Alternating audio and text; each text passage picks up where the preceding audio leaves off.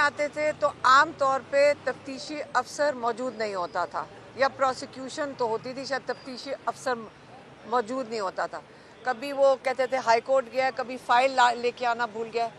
तो तफ्तीशी अफसर की मौजूदगी की वजह से 20 महीने से हमारे अलावा कई 100 लोग इन कोर्ट्स का चक्कर लगा रहे हैं, क्योंकि तब भी इनको पता था कि ये सारे लोग बेगुनाह हैं, और आज भी इनको पता था। मेरे ख्याल में 20 महीने गुजारने की अल्लाह ताला इसको हमारा सदका कबूल।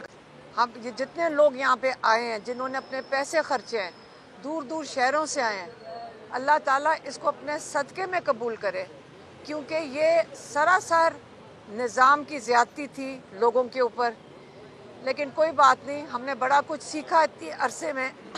हमने अपने निज़ाम के बारे में सीखा, और आज जिस चीज़ की अभी कोई मुबारकी दे रहा था कि आप 9 मई में दरकार नहीं हैं। पहले दिन अगर तफ्तीशी अफसर आ जाता, उसको पता चल जाता कि हमें पहले दिन भी हम दरकार ना होते। तो ये निज़ाम को ठीक करने की अशद ज़रूरत है। हम सबको अब ये समझ आ रही है, हम जब इसमें से गुज़रे हैं तो हमें बहुत अच्छी तरह समझ आ गई है कि हमें इस निज़ाम के ऊपर बहुत मेहनत करने की ज़रूरत है। अल्लाह ना करे कि कोई और आइंदा के लिए और अगले सालों में इसका शिकार हो, इस किस्म के निज़ाम का शिकार हो।